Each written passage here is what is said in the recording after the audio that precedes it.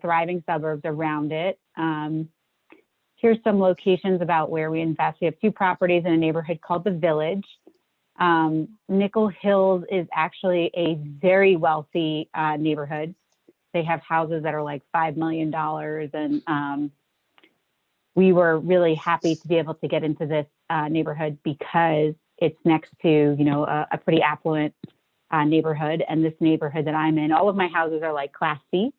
They're basically no more than 1,000 square feet. So I've got 5 altogether. So there's one in this neighborhood. I think it's called Haunted Hills or something like that. It's got like a funny name. And then I have 2 properties in Spencer, but they're actually considered part of the city of Oklahoma. So hold on, let me see if I can get rid of this bar here. There's a little bit more room there. There we go. So that's where I invest. And let's see. So here's Central Oklahoma City, Midtown, Capitol Hill. Like I said, it's kind of, it's a big city in terms of like the area that it covers. Spencer is probably about 30 minutes from the center of the city. So it's not too far. And I have 1 property manager that manages all of these. So we started investing in Oklahoma City when we moved to Denver. I'm actually from New York. We moved from New York City. And when we came to Denver, we were like, we're out of that East Coast, super high taxes, high cost of living places. And my husband, who's taking care of our 2-year-old right now, did all of the market research. As Jen mentioned, I am a construction manager. So my side of our business is managing our renovations. So he looked in a couple of markets, OKC, Dallas, and I want to say Kansas City.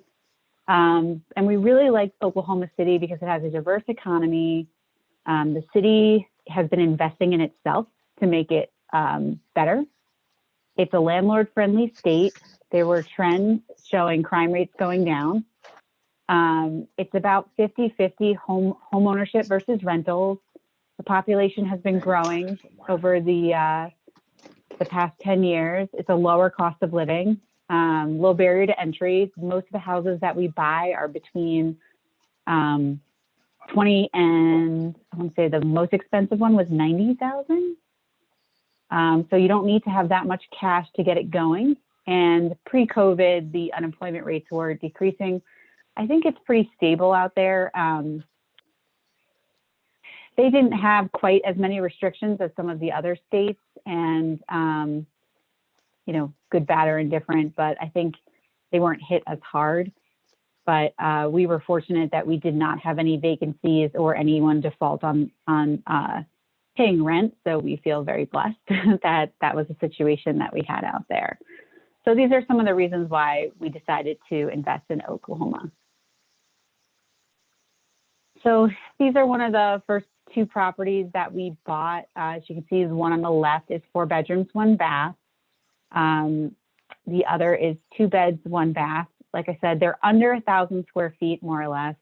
The first 2 properties that we bought were owned by one landlord, who was trying to unload his properties. Those are the 2 that are in the village. And so these were on the MLS.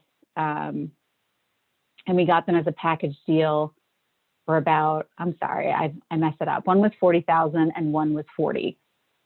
So, we basically only had cosmetic stuff done on the property for those 2. But I'll go into one of our bigger renovations in the next slide. So our most expensive renovation was about $35,000. That was in one of the Spencer houses. And we basically redid everything. We redid the plumbing. It had knob and tube electrical, which means it was just super old and the city was going to make us update it if we touched it. We just painted the cabinets. In Oklahoma, you are not required to provide appliances, but it did have a stove. So there's no refrigerator. If you see over here, this is where the fridge would go, but tenants are used to bringing their own stuff. We, touched up the walls, finished, did all the finishing, painted everything. We installed new laminate flooring throughout, new doors, some light fixtures. Pretty much like the whole house was redone. So anyone who moved in here was getting a brand new house, new HVAC, the whole 9 yards. Some of our houses have the window units and some of them have central HVAC. It kind of just depends on what's in place and what makes sense for our returns. So that's kind of how we decide which way we go with the properties. So this is a 3-bed, 1-bath. We purchased this one for $61,000 and the ARV is about $70K. Our return on investment was 14% and we're getting about $950. Well, I mean, it is $950 per month. So our cash on cash return is 30%. And each month this property generates $200 in cash flow and adds $200 to equity. So, you know, we feel pretty good about this. We like the double-digit returns. You know, it's, I think the rent levels are great. I mean, it's 3 beds, 1 bath, $950. It's nice. You know, it definitely exceeds that 1% rule. So we've been able to replicate this, you know, 5 times. We have burred 2 of the 5 properties. We're in the process of burring the last 2 that we renovated. We just completed renovations on the 5th house. So we'll burr that one once we get everything in place. I'm working through a nuisance lien that I'm getting removed from the property. And I think once I get the liens removed, we'll be able to start the mortgage process on those. But all of our properties we buy in cash. And the last 3 deals were off market. So one of the ways that we achieve all of our deals is that we do work with a real estate agent. His name is Kendall James. He actually works for a company he started called Invest OKC. They are a full service shop in terms of you know, he gets a flat fee. And he's also partnered with a contractor who gets a flat fee. And they put together, you know, they find the deal, they put together the purchase price, they estimate the renovations, and then if the deal closes, they can get right to work within a few weeks.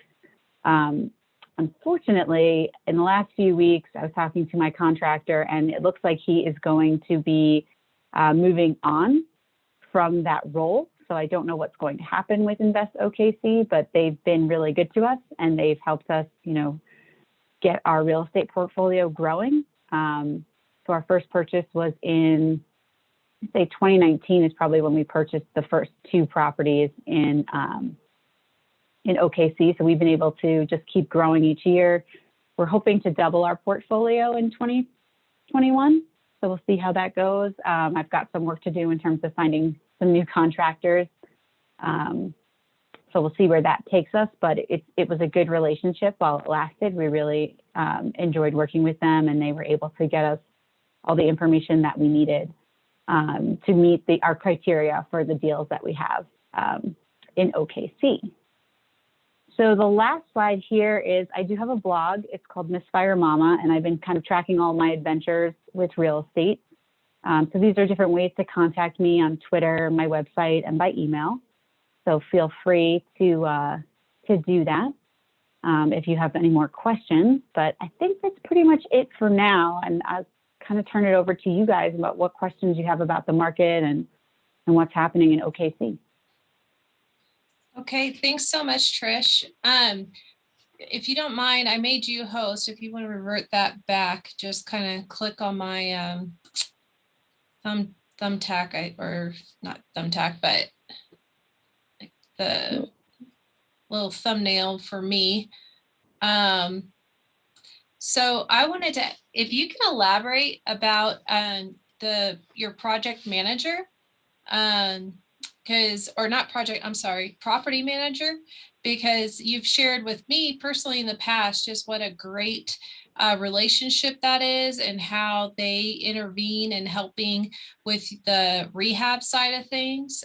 So if you could share that with everybody, I think that'd be very helpful. Sure. And I'm sorry, I'm trying to toggle through this and figure out how to give you back Oh, control. I shouldn't have changed it. And sorry about that.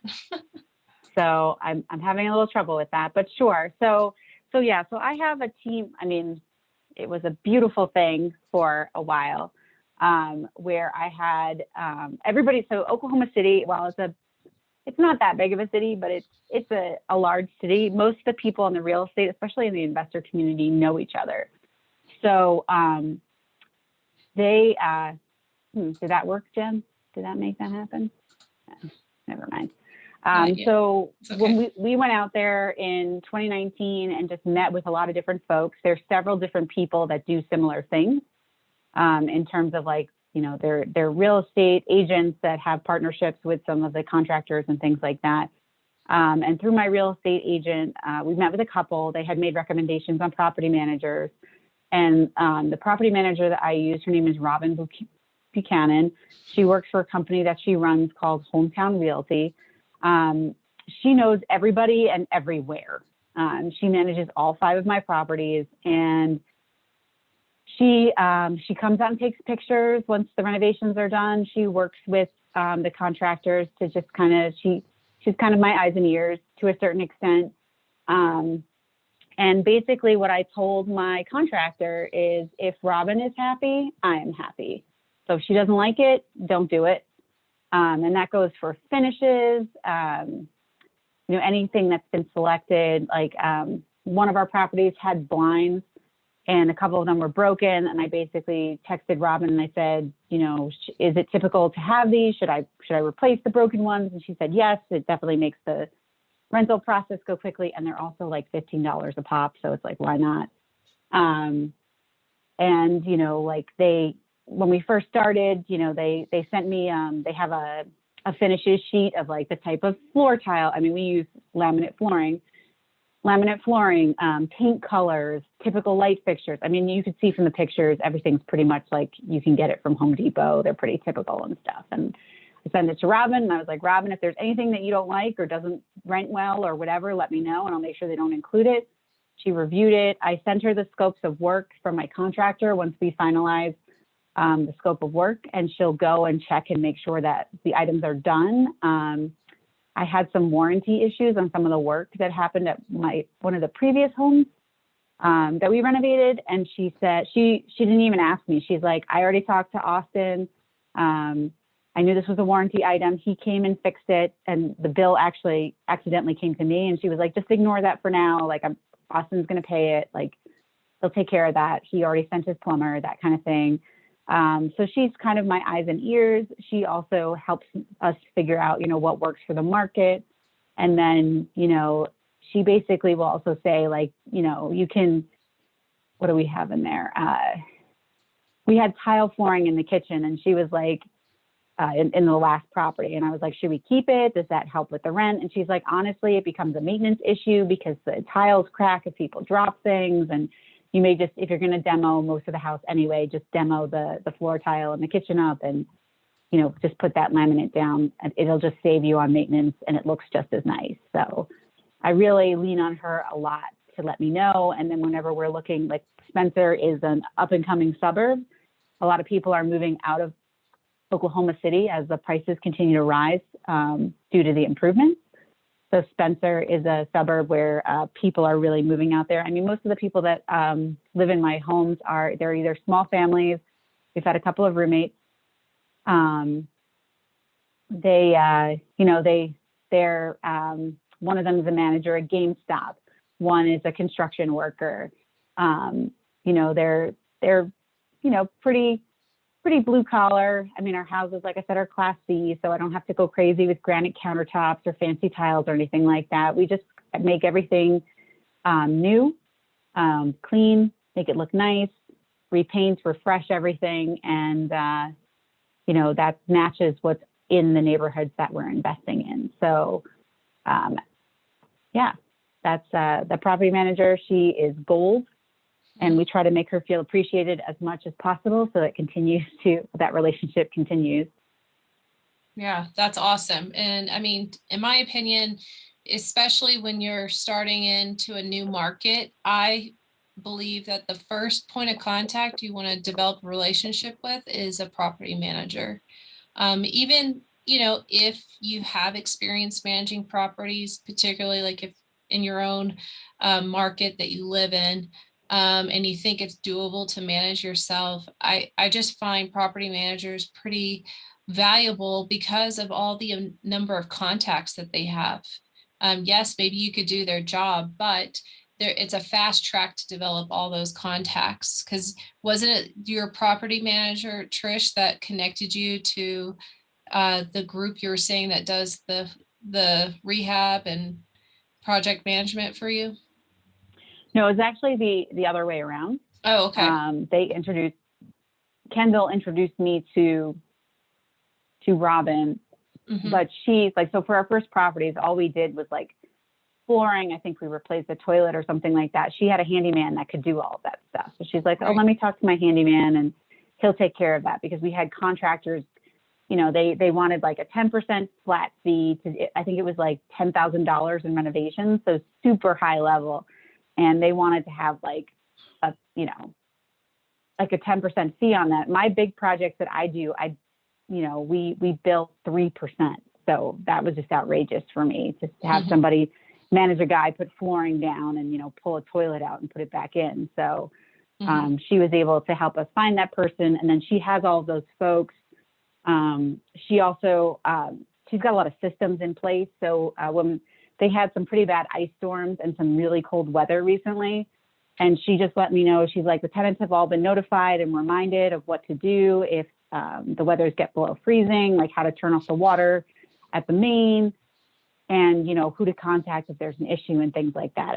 And this is all, these are not things I'm thinking of. Like we like having a full service team out there because we are from afar and we also work full time. So I know that Robin is checking over my properties, and I talked to her. She's doing her annual tenant check-in, and she said that she'll put together a list of stuff that she thinks are going to be needed, that need to be done right away, and some stuff that's coming up. This way my husband and I can plan, like, okay, what are some capital improvements that we want to do? Because we're interested in quality. So I'd rather, we had like a leaky toilet, and it had a bunch of we could have done like a quick fix or like a replace it all. And we tend to go in the replace it all kind of direction, just because over the long term, we're not gonna have to touch it again. And we have the peace of mind of knowing that, like I said, we replaced all the plumbing in one of the houses. Like, it's good. It shouldn't back up. Like we did a sewer line because there was a tree branch that had penetrated it. So it's kind of like a ticking time bomb. And if it backs up in your house and ruins everything, we're just like, forget it.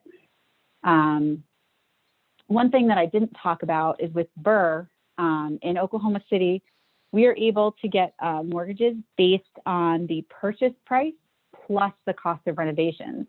So that's another motivator for us to, just kind of replace everything where it's needed, because a lot of these houses are pretty old.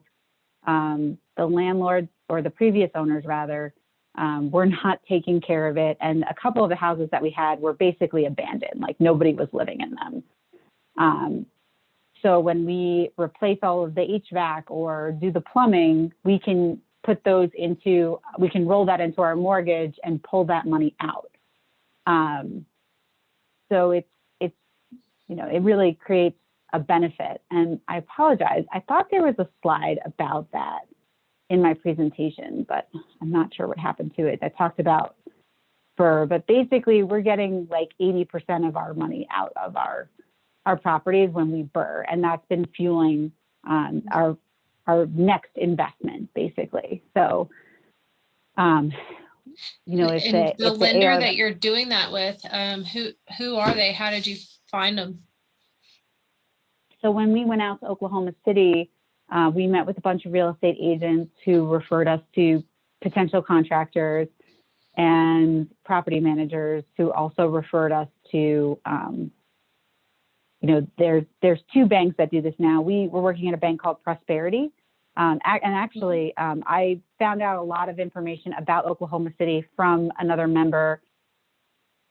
She's a long distance real estate investor in Jen's group, but she's also in a women's group that I'm a part of here in Denver. And she had, she provided me with some contacts. So when we were out there, we met with this gentleman named Brian, who he's working in a different bank now, but at his new bank, he's doing this as well. And we continue to work with him. So I saw someone raise their hand. Mark, do you want to ask a question? Yeah, I think that's what I usually don't. Oops, I just raised mine, but yeah, if you hover over my name or my box, Trish, there should be some 3 dots that pop up, like the three dots in a row. If you click on that, it should maybe give you the option to change me to host. You should be the host now. Still not. Do I need to unmute people? Okay, here we go. All right, now I am. Okay, so let's see, Mark. Sorry, folks. Did you want to just put in your question or Is it ask star 6 to unmute yourself? Or do you just click on the little microphone? Yeah, sorry guys, I usually don't do webinar format. I usually do like the meeting format through Zoom. Let me see if this will work. Promote to panelists, Mark. Did you have a question or are we putting you on the spot? Well, okay. Mark's gone. So no, he's still here. He's a panelist now. Can you? Oh, I see. Is your volume working? They moved over. Okay. Well, anyways, Mark, feel free to chime in if you had a question. For anybody in that matter who has a question, feel free to ask. Or put it in your comments box for either Trish or I. I did share a link, everybody. So this link is just to get your basic information. If you want us to send you Trish's PowerPoint, we can do that. So you just have to fill out that form and I can then forward it to you.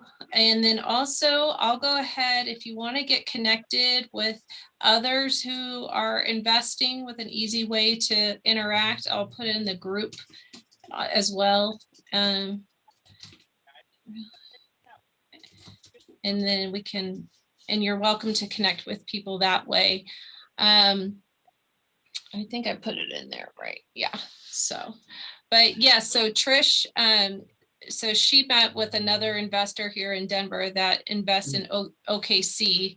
And so was that like your driving factor to invest in OKC? I'm sure you did some analysis of it, but what kind of made that you guys pulled the trigger in OKC? So we went out there and just met with all the contacts that Linda provided for us.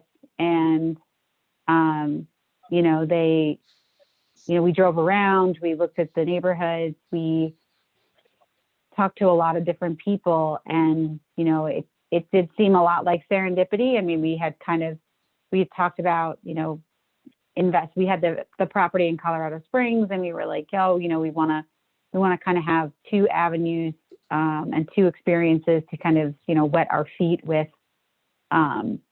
investing. So it kind of all came together, and we basically put together our parameters for what we wanted to see for a deal in Oklahoma City. And then Kendall was able to provide those for us. So when he came up with an opportunity, we were just like, okay, let's just pull the trigger on this, and bought those 2 properties in August of 2019.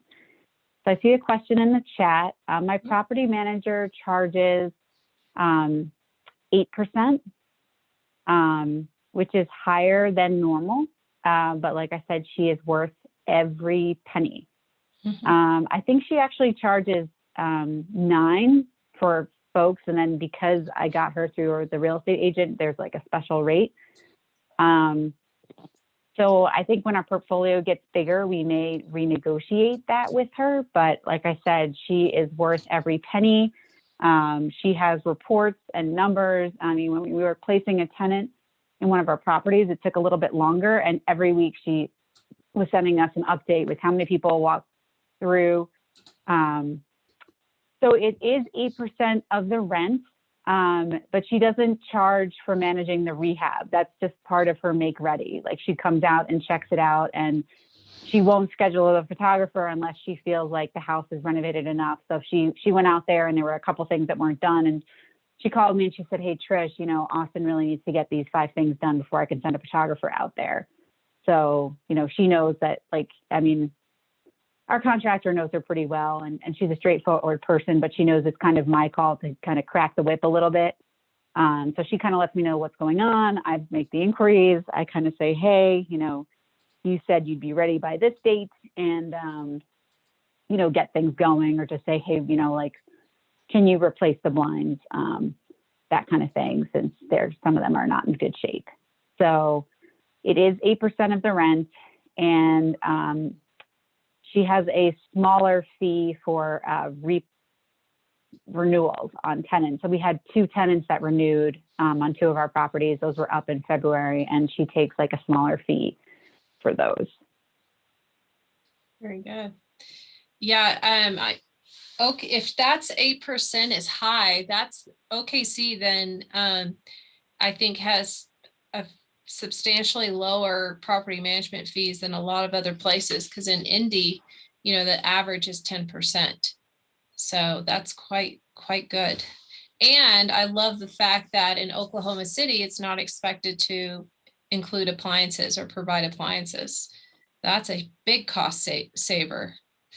Because if one of those goes out, then you're out, you know, up could be $500, give or take. Yeah, for the most part, yeah. I mean, for the most part, there's been a stove, like you saw the range, the oven and stove combo. We've replaced all of the stoves because they're pretty much shot whenever we turn them on. But they're able to swap them out, and my contractor has contacts with like used appliance sellers and is able to get that for a couple $100. And it's, you know, we haven't had anyone have any issues with the appliances that we did provide. We do provide hookups for washer dryers at some of the properties. So this new one that's coming online has hookups for that, but they'll be responsible for bringing in their own laundry services. So, right. Yeah, that's a nice amenity there. Yeah. Also, doesn't Oklahoma City have like, I guess, a type of stipend or benefit to encourage people to move there? Have you heard about that? I thought I saw it on something. I think it was on one of those links about the best cities to invest in, or the top. I forgot, you were looking at a top 10 list that I can't remember what it was a top 10 for, but yes, they do have incentives to move there. I want to say they'll pay you 10 grand to move to Oklahoma City. Whether or not that's been a driver, I'm not sure. I think they have a really nice, thriving downtown. I know that one of the participants here is from Atlanta. I don't know that much about Atlanta, but at least for here in Denver, they have like an artsy part of town called the Plaza that they did their first round. It's something called,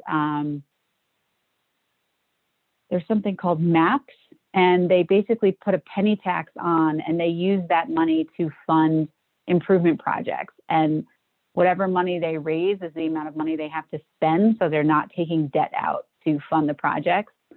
And they've been doing this in places, you know, in little neighborhoods all over the place. Like they did the waterfront, and they made, I want to say that they activated the riverfront. So they put like a Ferris wheel, and they have like whitewater rafting and things like that. So they're choosing parts of the city and slowly improving them.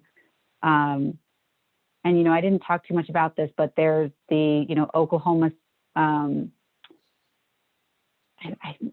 sorry, I'm drawing a blank here, but it's the college system. So I think they call it OU out there. There's OU and OSU. So there's a bunch of colleges in the area that feed. There's a very good medical school that's part of that college system. So there's a lot of hospitals and healthcare providers out there. They have a lot of, I think biomed is another industry out there. So it's pretty diverse. I think aviation, and there's a little bit of oil as well. So it's pretty diverse in terms of the types of jobs and businesses that are operating out of there. And taxes are low. So, Do you know I what think the someone interest asked me- is on your taxes? Like, are you paying 1% or? I know that our insurance cost is only a couple of $100 for our properties. And then taxes, let me see if I can pull up something here. I've got a folder of all of our stuff.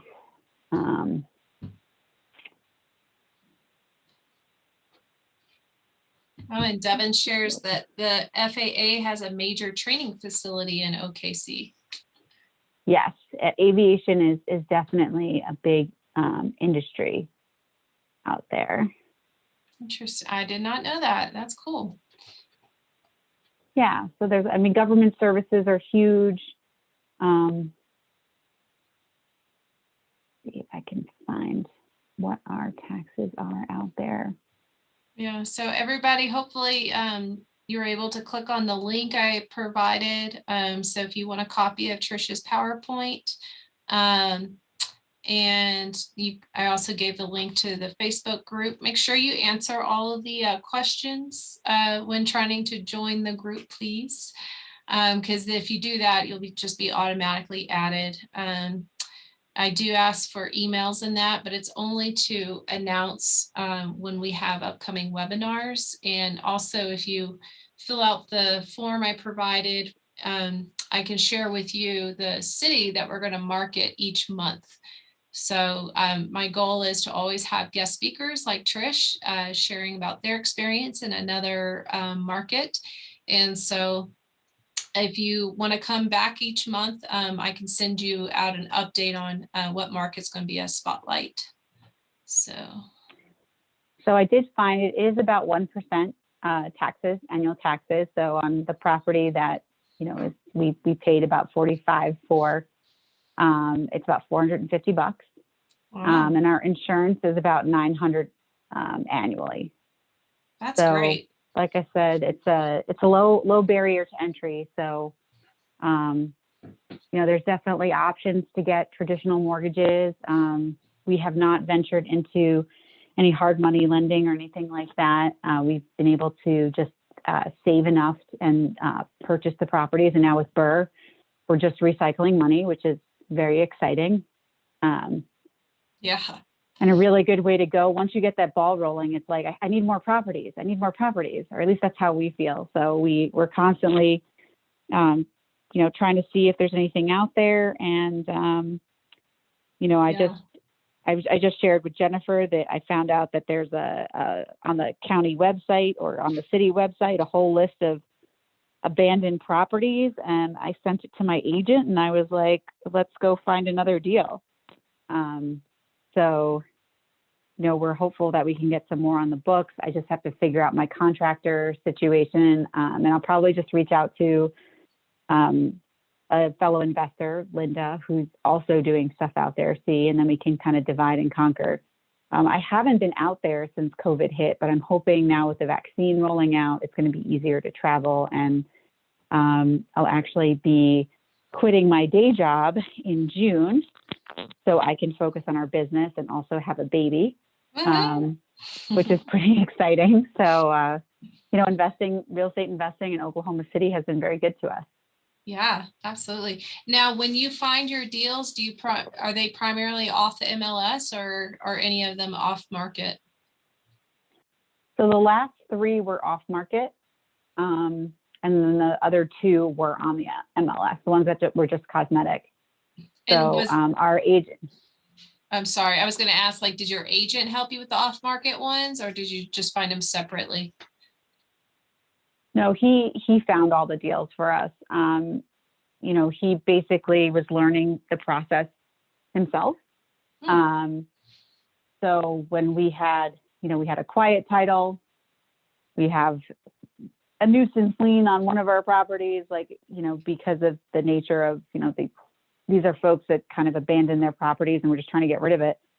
We're learning a lot, but we work together. And one of the reasons why he became a real estate agent for investors was because he saw a lot of vacant houses in nice neighborhoods and nobody knew what was wrong with them. The people in the community were like, can somebody fix this? And, if the numbers are right, we're like, hey, yes, we want to, part of our mission, in addition to making money, is also, improving the neighborhoods that we invest in. So we're trying to provide quality housing and basically turning over, pretty crappy homes and giving them, a second chance, and increasing the housing supply, because I do believe that there is a little bit of a housing shortage going on in Oklahoma City. So it hasn't taken us very long to rent the last property that we just finished renovating. We took pictures of it, I want to say the week of the 12th or on the 12th of March or something like that. And then last week, we had an applicant put a deposit on, and they're trying to get everything set for April 1st. So pretty quick turnaround, doesn't sit on the market long, and that's what we like. And our renovations are typically about six to 8 weeks long. So they're not sitting very long either, because they're small. And you can redo a whole house, and it's not that scary because it's not that big. I mean, having come from the East Coast, 1,000 square feet is a pretty big apartment in New York City, but it's still not that much space. Mm-hmm. So you can get the experience of basically gutting a home, seeing all the different parts that are involved in that, and for $35,000, make it all new. So all the price points are a lot, they're a lot lower than, let's say, if you were doing something in Tennessee. I think Indy, the price points are slightly higher, if I'm not mistaken, Jen. I know you were posting about your flip. Just depending on where you are. I would say on average though, for homes that need some rehab work, that are over 1,000 square feet, run around 60 to 70,000, give or take right now. So they have creeped up in price. The appreciation in Indy has, I feel like it's been double digits the last couple of years, which I did not anticipate when I started investing in Indy. So how is the appreciation in OKC, by the way? Now that you're asking, let me see if I have some info on the numbers there. Like I said, I kind of manage the operations side, so all of that stuff is sort of in my husband's court. But he does have a really good file system that we share in Google Drive. So if you let me kick around a little bit, or I can actually, let me just look up one of our properties that we have. If anybody has questions as she's looking that up, feel free. Yeah, I think I need to go to OKC. Every time I talk to you, it just sounds like things are always positive. I mean, we've been very, very lucky. So let's see.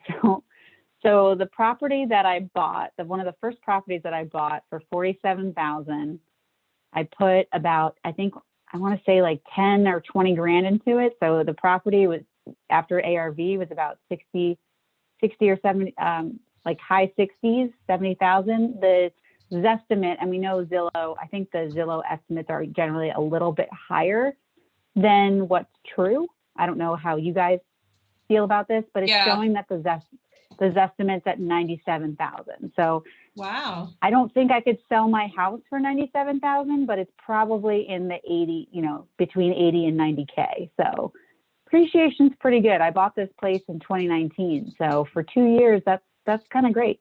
Yeah, that's excellent. Absolutely. Yeah. So I would say for anybody who wants to pull up some data, and if you want to go on and look at data for Oklahoma City, neighborhoodscout.com has always been a helpful resource for that.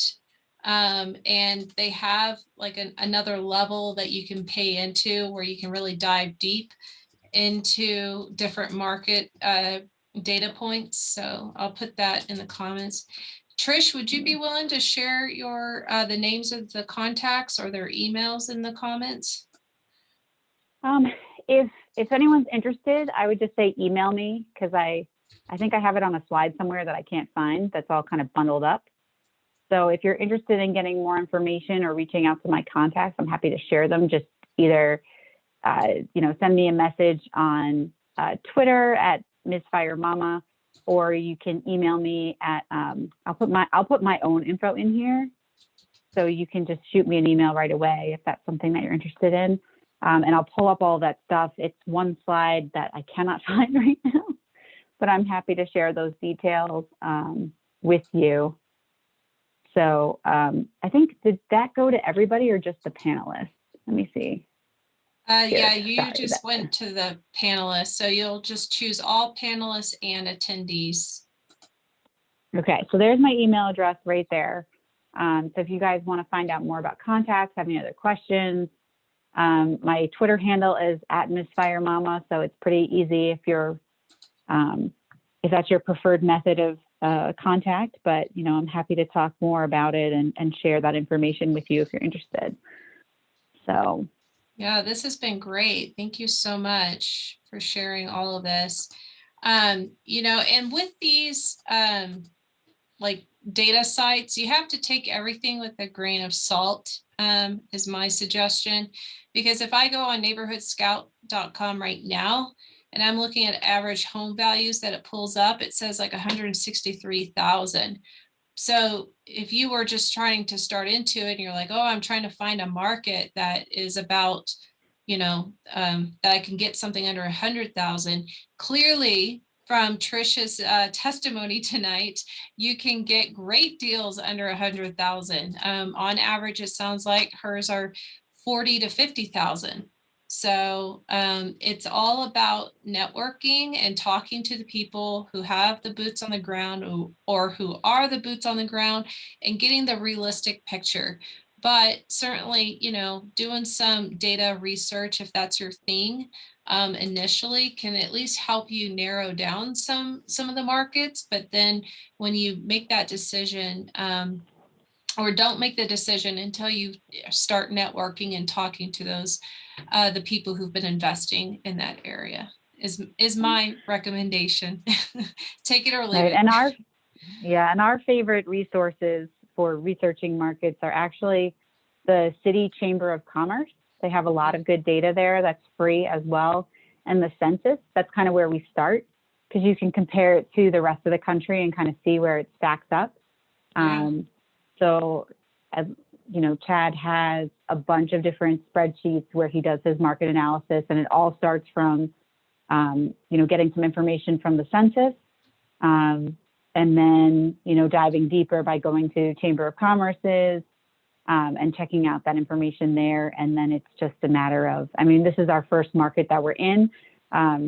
We are actually moving to Florida starting in June. So we started to kind of look around there. We're going to be near the Tampa area. And I think our assessment so far has been that it's probably a little maxed out over there. So maybe not Florida, but who knows? Like I said, we're expecting our second kiddo. So we're going to move, have a kid, and then kind of get rolling on, at least for me, my new role, besides, mama of two, is going to be a little bit more involved in the business, getting our business growing. And that'll be what I focus on, is checking out those markets and traveling a little bit once this whole pandemic thing calms down, and checking out some new places to invest. And now we'll be in a different part of the country. So, I think Oklahoma City, it's 90 minutes from Denver by plane. And I want to say it might be 2 or 3 hours from Florida. So it's still not that far. It's a quick trip. And, I'm going to go out there and my plan was I've never met my property manager in person. We did a phone interview and I FaceTime with her. So I haven't met her. I haven't met my contractor in person. And that was part of our goals for 2020, was to go meet these people in person, but we weren't able to do it. So Devin's question is top 3 data points to determine if it's a good market. Jen, why don't you start and I will dig up my spreadsheet. Yeah. So mine is rent to value. So and Devin and anybody here, you're welcome to email me as well.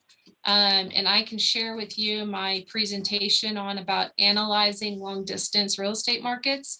I went over that on our very first meeting last month, but my biggest ones are rent to home value. And then I would say taxes to home value, because you don't have much control over that. And then also,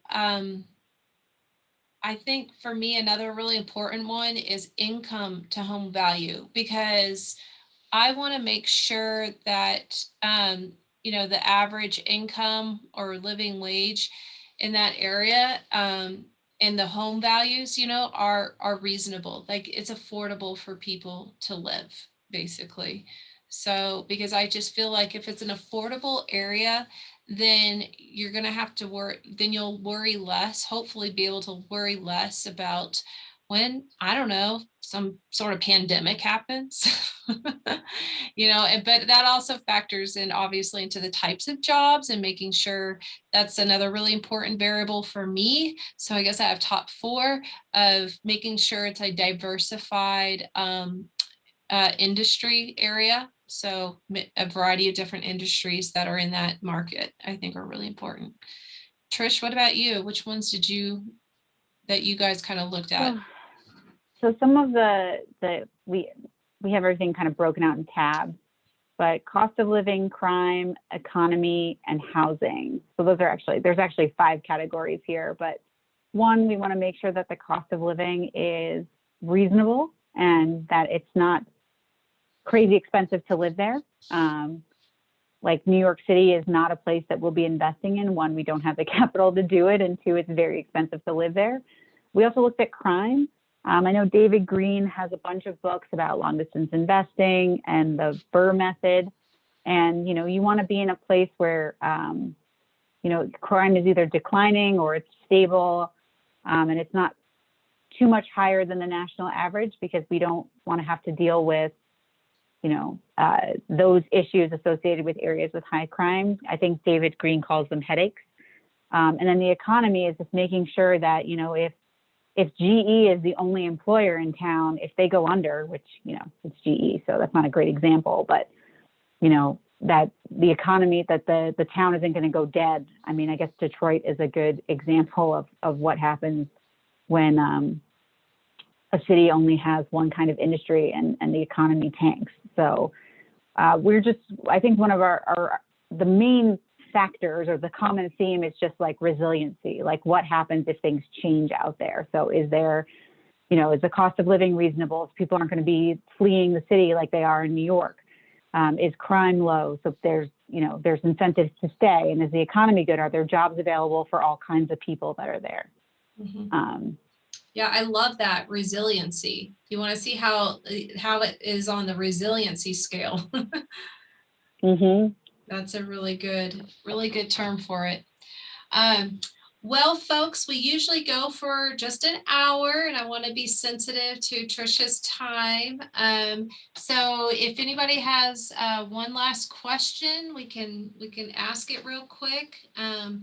Otherwise, I will say that next week on April 7th, if you do go to the group, we will have a market spotlight on Tampa. So Trish, that might be helpful for you. Yeah, as definitely. You're moving to Florida, learn a little bit about Tampa if it's going to be nearby you. So we have someone who lives in Tampa that's going to speak about it. And for next month, I haven't yet decided which market to highlight with REI USA. So if you have some burning desires to learn about a particular place, shoot me an email, jennifer@reimamas.com, or put it in the comments if you know it already. But I'm happy to, I usually right now I'm recruiting people who have done market spotlights for me in the past with my Facebook group. But I'm always looking for new markets. So right now I'm talking to somebody as well about Omaha, Nebraska. And recently we had Green Bay, so I might have some of them come back as well and share with REI USA folks. So again, if you have any burning desires, let me know. But I guess I don't see any other questions coming in. Trish, thank you so much. I appreciate you doing this again for me. You have such an excellent presentation, and I send it to people saying, this is the example you want to meet. Well, thank you. And I appreciate everybody who joined today and the opportunity to talk more about Oklahoma. I learn a lot about my own market, just talking to you folks and just understanding, what people are interested in. And like I said, I'm going to be moving from, I'll probably still have the construction side, but I'll be looking more at the numbers. So it's a good opportunity for me to start to understand that side a little bit better since I'm taking over. Yeah, taking over the world.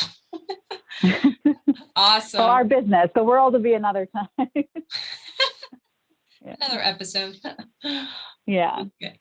Well, thank you so much. And everybody, I wish you a great night. And I hope to see you next month on the last Tuesday. Every last Tuesday of the month, I'll be here highlighting another market. All right. Thanks, everybody. Bye. Thank you. Have a good night. You too.